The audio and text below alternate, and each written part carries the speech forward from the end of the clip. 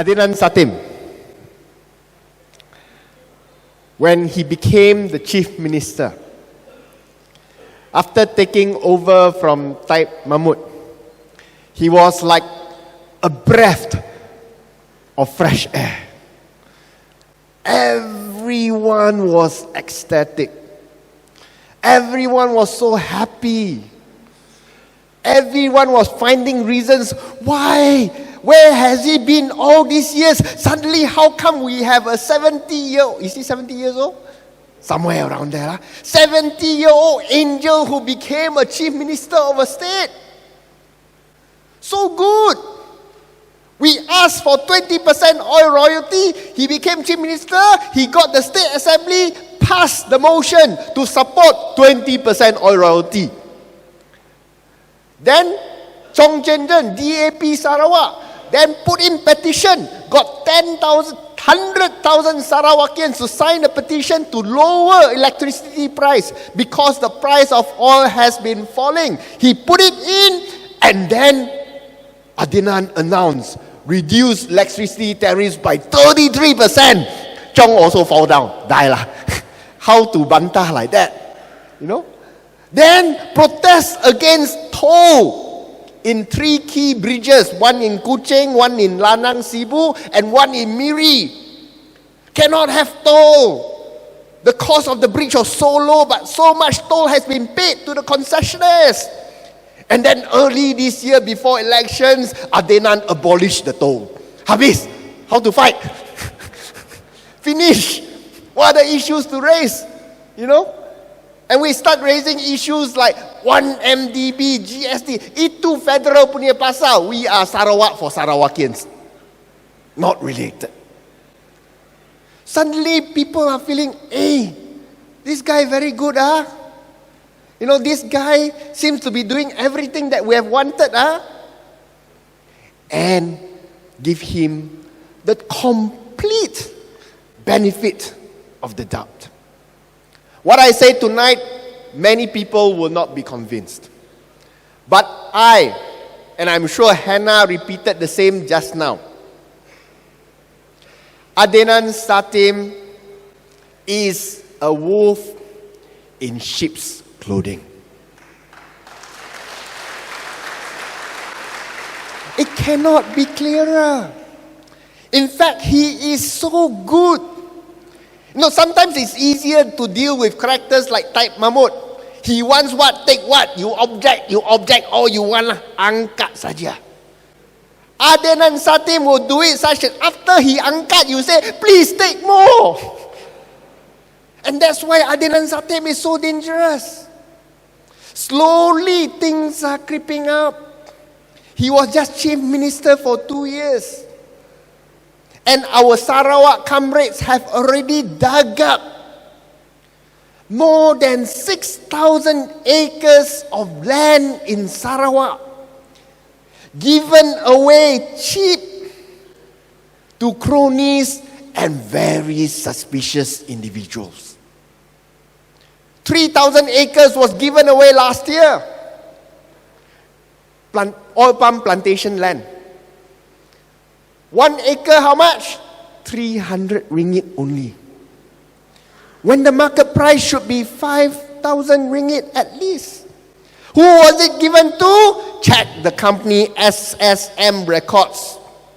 In the shareholder list, the biggest shareholder, who is it? What's his name? His name is Bekay. You know who Bekay is? Bekay Taib Mahmud. Remember or not, the court case always come out in newspaper one. The wife sue Bekay for alimony.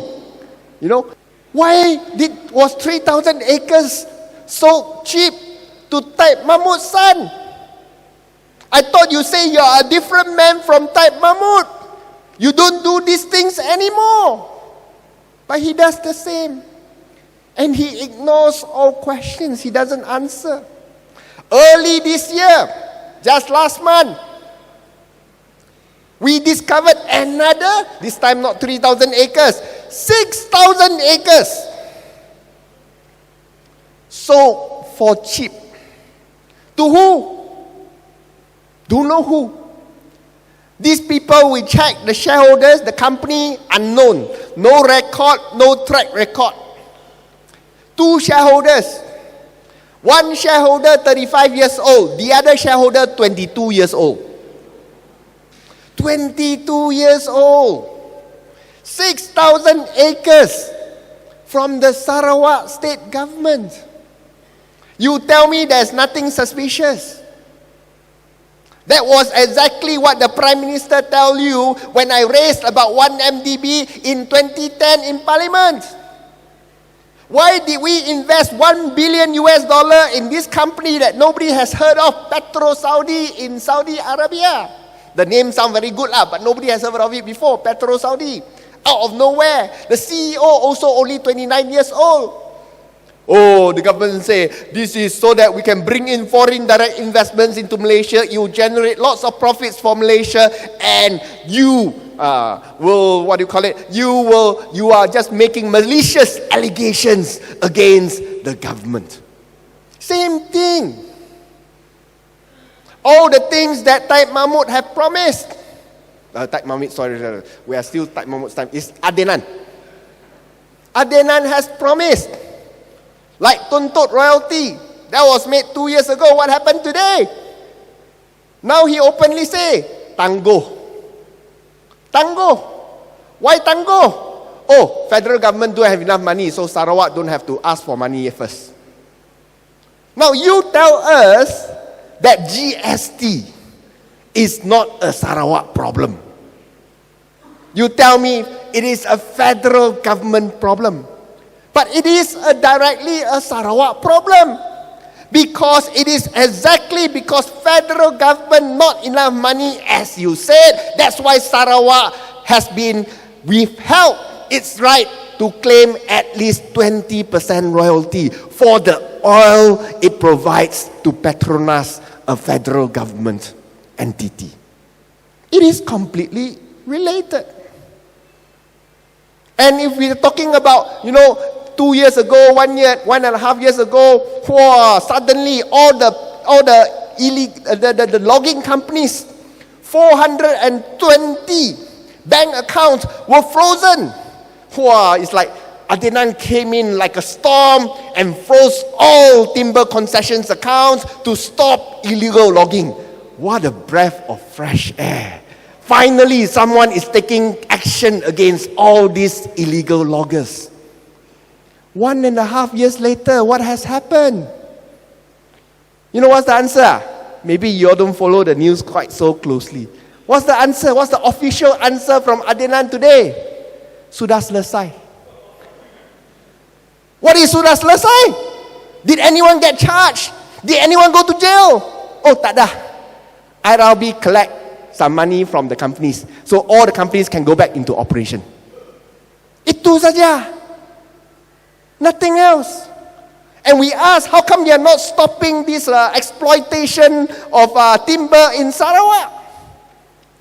And the answer, for those of you who read again Sarawak news, the answer is, if we stop all exploitation of timber in Sarawak, 1/3 of Sarawakian will be jobless. That was the answer from the Chief Minister. His arrogance is resurfacing. His true colors are now showing. And I hope Sarawakians will see it soon enough before we grant him another 5-year term as the Chief Minister with absolute dictatorial powers. Even during the worst of times with Taib Mahmud as the Chief Minister,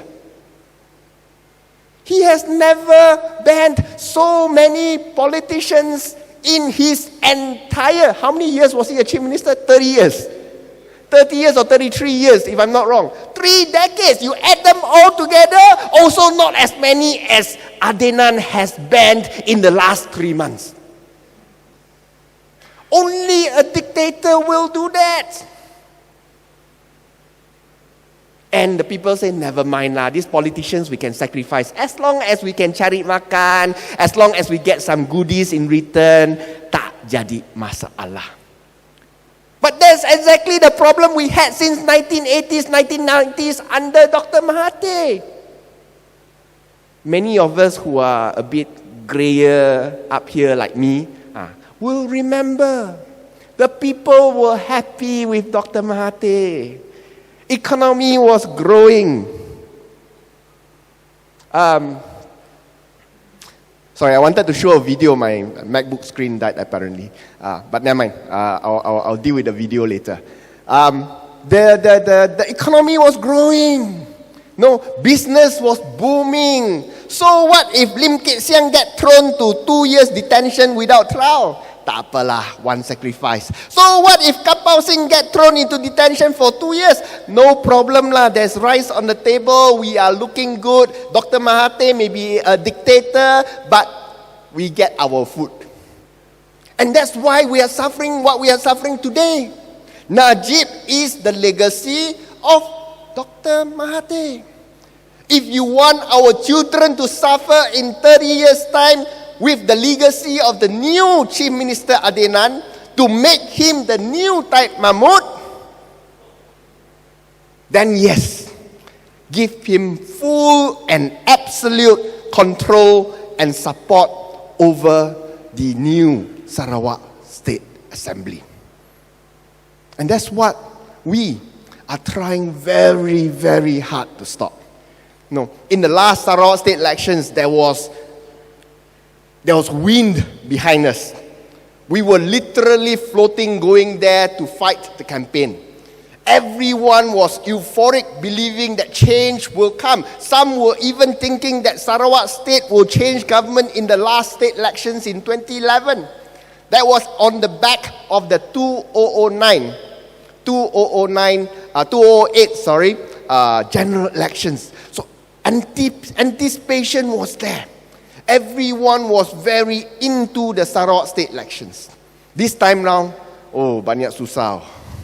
Want to raise money also susah. Trying to get interest in the Sarawak elections also susah. People become either disillusioned, disappointed, or complacent. Either way, things become more difficult for us fighting the battle in Sarawak. There's no question about that. Harder to sell tickets, for example. And going in there, the work that we do also became harder because the population in Sarawak are also a little bit more apathetic. We can't go out there to ceramah. We don't even need to ceramah. We shout, "Pekmo, woo! Pekmo, woo!" Finish. Ceramah habis. These days, we have to go there and try and persuade the people to believe that this Adenan is not who he seems to be. And it is important for us to continue to elect a stronger opposition, not only a token opposition, a stronger opposition into the Sarawak State Assembly so that we can perform our check and balance functions in the Assembly. Now, our campaign. Is there hope for change? Now, actually, the results will be out on Saturday. I may be saying things and fall completely flat on my face in 6 days' time. But I will venture out with a little bit of optimism, with a little bit of cautious optimism. While Adenan has his impact, especially in the urban areas, and you can relate to the urban areas, the impact that he has on the rural areas is a lot more muted. Now, if issues like anti-corruption, if issues like royalty, if issues like logging has been an issue that affects the rural Sarawakians, we would have won more seats in rural Sarawak in the past. But no, it doesn't affect them. What affects rural Sarawakians is your daily living affairs. Whether there's food on the table. Where do I find money to pay 15 ringgit for my petrol to run my generator for one evening? 15 ringgit one evening, just to run from 6 p.m. to 6 a.m. Times 10, 150 ringgit. Times 30, 450 ringgit a month on electricity bill, because I run a generator using petrol because there's no electricity connected to my house. So they earn less than you, but the cost of maintaining the same services, not even the same, they just run from 6 evening to 6 in the morning. 3 times your cost. Electricity. And that's what most of Sarawak is. I went for Impian Sarawak projects there. When I first went there, I thought there will be pockets where we need to provide some help. And then after that, we can perhaps tell people that we have tried to help. Only to discover that it is not pockets that need help. No water, no electricity, no road. The overwhelming bulk of Sarawak outside of the major cities are all in dire need of assistance. All of them run generators. And that's the inspiration if you have watched our video, Tak Nak BN video. It starts off with the generator. Because every household in rural Sarawak knows that sound. Grrr, grrr, to start the generator every evening to run their light bulbs. Water. You know, I read the statistics. Statistics in the 10 Malaysian plan, 11 Malaysian plan. They tell you, we are very quickly solving water problems in Sarawak. Previously, water accessibility was, well, not bad, no, 83%. Now it's 97%. Wow. Within 10 years, they reached to 97%. Almost every household got ready. But when I go there, no. Everyone still don't have. So how the hell did the statistics say 97%? You know how? If they give you a tangki, the blue tangki, that means they give you water.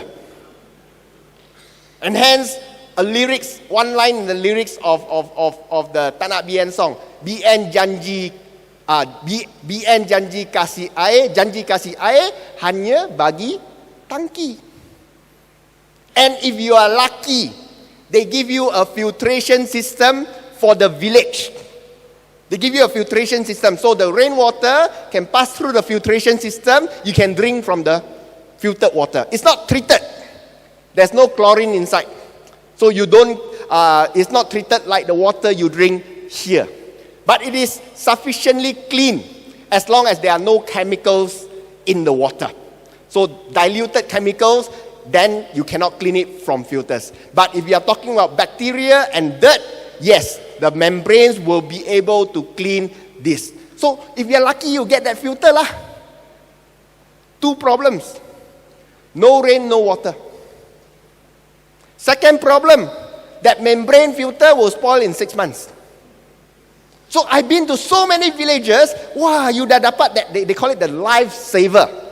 It's actually written label there, One Malaysia Lifesaver. Tak pakai Oh, sudah rosak.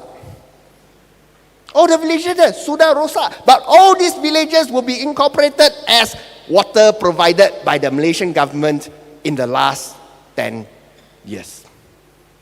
And I think as long as we are able to bring that message across to the rural community, connect them to the responsibilities of Barisan Nasional, offer an alternative which can be better, where they can find hope, then perhaps we can make some breakthrough in the rural communities. We are cautiously optimistic that we can make some inroads into the rural areas. And if we are successful in making inroads into the rural areas, the toughest bastions of Barisan Nasional, what we call the fixed deposit for Najib Abdul Razak, then there is hope in the next general elections. We can bring down Barisan Nasional and Najib. So that's what we are doing. We are working very hard. I've been banned from going to Sarawak, but that doesn't stop me from producing or helping produce materials and work to ensure that we can make inroads while my comrades are slogging it out in the rural terrain in Sarawak. Many of them are seeing rural Sarawak for the first time. I see pictures of them in a ricketing boat in a very fast flowing stream, worried about the buayas in the river, not the two-legged ones, the four-legged ones, the real buayas, you know. And many of them see for the first time themselves. You know, there's the story just now about janji bagi elektrik hanya pasang tiang. It's true. You have the whole road with tiangs but no electric in Sarawak. And the stories the villagers will tell you. Every election they'll promise you something. They'll promise you electric, they come and pasang tiang. Next election they'll pasang the cable, no electric. Then next election maybe there will be some electric for some parts of the village, you know. And that's how they continue to suppress the people in Sarawak. Now, Adenan, I can't talk about everything because otherwise Gobin will come up here and say Tony took all his points. But my last point on my favorite topic, 1MDB. 1MDB isn't directly a hot topic in Sarawak, but it is an issue everyone is aware of. Go to the streets of Kuching, Bintulu, Miri, Sibu, they all know about 1MDB. What we need to show and what our leaders in Sarawak have been trying to show to the people of Sarawak is that although 1MDB is a federal government scandal involving 55 billion ringgit, you as Sarawakians are going to pay for it. And that's why you need to pick a stronger opposition in Sarawak so that Najib can no longer behave like he will never be thrown out of government. So I thank you very much for staying with me, for listening to all the things we are doing. My final call to support our efforts in Sarawak as well as to defray the cost of running this event this evening. Do give generously to the volunteers who are coming over to collect some donations. We have advertised for the forum, we have rented the hall for the forum. Any excess that we have will go towards our election campaign in Sarawak, hoping that by making inroads in Sarawak, we will by making inroads in the battle for Sarawak, we will win the battle of Malaysia in 2 years' time. Thank you so much. Salam Sejahtera.